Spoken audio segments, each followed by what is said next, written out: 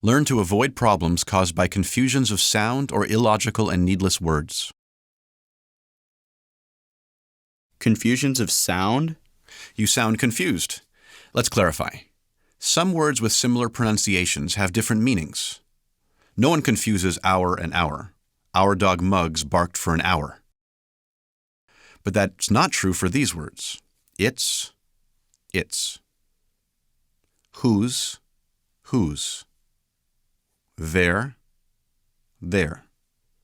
The confusion results because nouns use the apostrophe to indicate possession. Muggs's dish is empty. The dog's stomach is growling. The dog's stomachs are growling. But that's not true for possessive pronouns. His face looks guilty. He ate their pizza and its box. Whose bad dog is this? So his, hers, their, and its don't need a possessive apostrophe?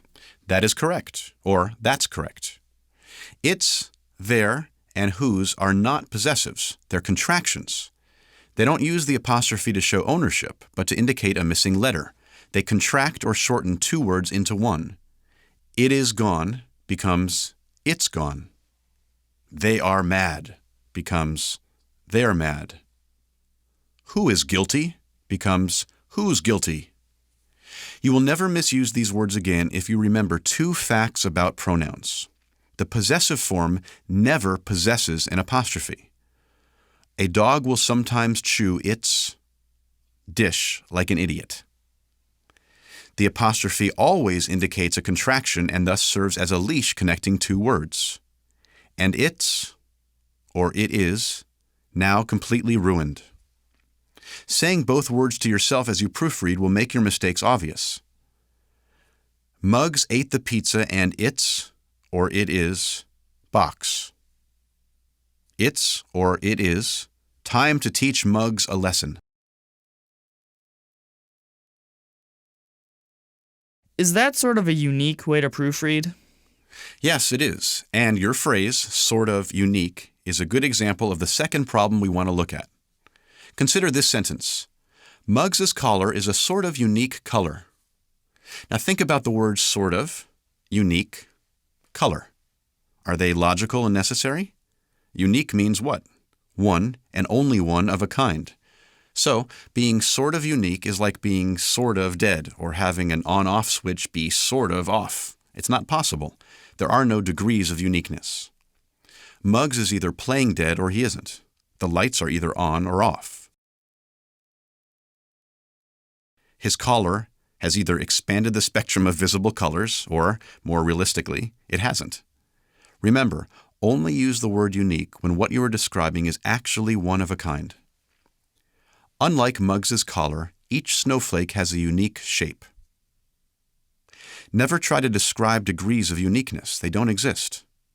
Unlike Muggs's collar, each snowflake has an extremely unique shape. And never use unique when you mean good, clever, interesting, or different. That's a really clever way to avoid mistakes. Muggs's collar is a really interesting color. So I should literally avoid all needless or illogical words, right? Right. But let's shift your question slightly to see another problem. Suppose you'd said, so I should literally cut all needless or illogical words, right? When you say that something is literal or literally true, you're saying that something actually happened. Since you aren't surgically removing words, you need to delete the word literally. You'll notice that people often make this mistake with unintentionally humorous consequences. That movie literally blew me away. Muggs literally flew across the yard. I was literally bored to tears by his speech.